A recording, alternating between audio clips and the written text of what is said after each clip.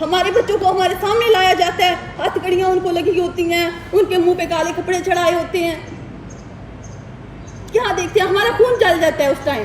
ہمارے بچوں کو فری کیا جائے, ان کی کوئی سزا بنتی ہے, ان کو طریقے سے سول کورٹس میں پیش کیا جائے. میری پھر بھی اپیل ہے, میرا کوئی شکوہ نہیں ہے, کوئی کچھ بھی نہیں ہے, نہ ہمارے شکووں پہ کسی نے کبھی غور کیا ہے.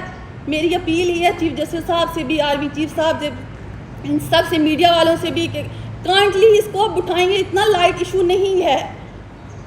9 مئی یہ سنتے ہمیں 10 ماہ ہو گیا. اتنا ہی سیریس ایشو ہے تو اس کے لیے لارجر بینچ آپ لوگ کیوں نہیں بناتے ہیں؟ فل بینچ بنائے نا. ملٹری ٹرائل جن ملزمان کا ہو رہا ہے ان کے لواحقین آج اسلام آباد میں تھے. آپ کو معلوم ہے کہ دن کے وقت وہ سپریم کورٹ میں موجود تھے. آج ان کے کیس کی سماعت تھی اور اس کے بعد وہ پہنچے پاکستان تحریک انصاف کے دفتر میں, اور جو بھی دستیاب لیڈرشپ تھی ان کے ہمراہ بیٹھ کے انہوں نے بہت ہی تگڑی ایک پریس کانفرنس کی. یہ پریس کانفرنس بہت پہلے ہونی چاہیے تھی, لیکن سٹل جیسے میں نے کہا دیر آئے درست آئے, یہ پریس کانفرنس ہوئی. اور اس میں جو مین چیز ہے جو ہائی لائٹ کرنے والی, آپ کو پتہ ہے کہ مین مطالبہ تو ان کا یہی ہے کہ ملٹری ٹرائل جو ہے وہ غیر قانونی ہے, نہیں ہو سکتا, واٹ ایور جو بھی تحریک انصاف اب تک دہراتی آئی ہے. بٹ میں جس معاملے کے اوپر زیادہ فوکس کرنا چاہتا ہوں, بات کرنا چاہتا ہوں, وہ یہ کہ ان لواحقین کی جو بے بسی ہے یا ان کی جو کیفیت ہے, ان کے اضطراب کی, ان کی بے چینی کی, وہ شاید یہاں پر بیان ہی نہیں کی جا سکتی.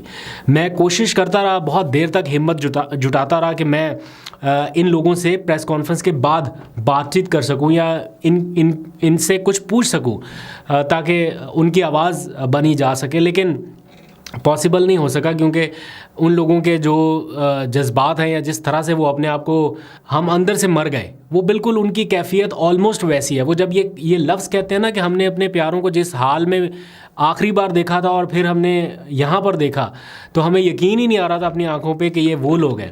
تو وہ چیز جو ہے نا وہ بڑی پریشان کن ہے. پھر آج جس طرح سے لوگوں کی آنکھوں میں آنسو دیکھے, انہیں اپنے پیاروں کے لیے تڑپتا دیکھا, تو وہ بہت ہی مایوس کن سے لمحات ہیں. مطلب سمجھ نہیں آ رہی کہ ان کی آواز یہاں پہ کس طرح سے بنی جائے. بٹ التجا کر سکتے ہیں, ریکویسٹ کر سکتے ہیں ارباب اختیار سے کہ 9 مہینے سے زیادہ وقت ہو گیا ان سب لوگوں کو اپنے پیاروں سے ملے ہوئے. مطلب بہت زیادہ ٹائم ہے, یہ کوئی چھوٹا معمولی ٹائم نہیں ہے, اور کب تک اور کنٹینیو رہے گا ان لوگوں کو نہیں پتہ.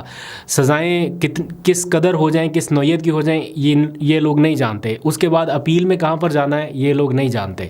تو آج بھی یہ سارے لوگ کہہ رہے تھے کہ کم از کم ہماری آواز بنے, یا صاحب اقتدار سے بار بار یہ درخواستیں کر رہے تھے کہ اگر کوئی غلطی کوتاہی ہو بھی گئی ہے تو اس کی اتنی بڑی سزا نہ دیں. تو خیر دیکھتے ہیں کہ کب لوگوں کے دل نرم ہوتے ہیں, اللہ کرے ہو جائیں. لیکن یہ آج کی مین ہائی لائٹ تھی, ایک بڑی اہم پریس کانفرنس تھی, اور بڑا ضروری تھا کہ کم از کم ان لوگوں کی آواز بنا جائے. پھر آج آپ کو پتہ ہے سپریم کورٹ میں ان کا کیس تھا, تو وہاں پر بھی ایک چیز تو چلو اچھی ہوئی کہ جو 6 رکنی بینچ جو سماعت کر رہا تھا, انہوں نے ان لوگوں کی درخواست منظور کر لی کہ لارجر بینچ بنایا جائے, یا 6 رکنی سے بڑا کر کے 9 رکنی بینچ بنا دیا جائے, یا 12 رکنی یا فل کورٹ جتنا بھی بڑا بینچ بنایا جائے. تو وہ درخواست ان لوگوں کی آج منظور کر لی گئی ہے, اور معاملہ واپس بھیج دیا گیا ہے 3 رکنی ججز کی کمیٹی کے پاس جو بینچ کو فارم کرتی ہے. اب دیکھتے ہیں کہ وہ کتنا لارجر بینچ بناتے ہیں, لیکن یہ ضرور ہے کہ ایک لمحہ جو ہے وہ ان لوگوں پہ کس قدر بھاری گزر رہا ہے. وہ آپ نے آج ان کے والد کی گفتگو بھی سنی ہوگی, حسان نیازی کے, وہ کس قدر ٹوٹا ہوا شخص نظر آیا. حالانکہ وہ بڑے مضبوط اعصاب کا مالک نظر آتا ہے, لیکن یہاں پر بطور والد وہ کمزور اور بے بس نظر آ رہا تھا.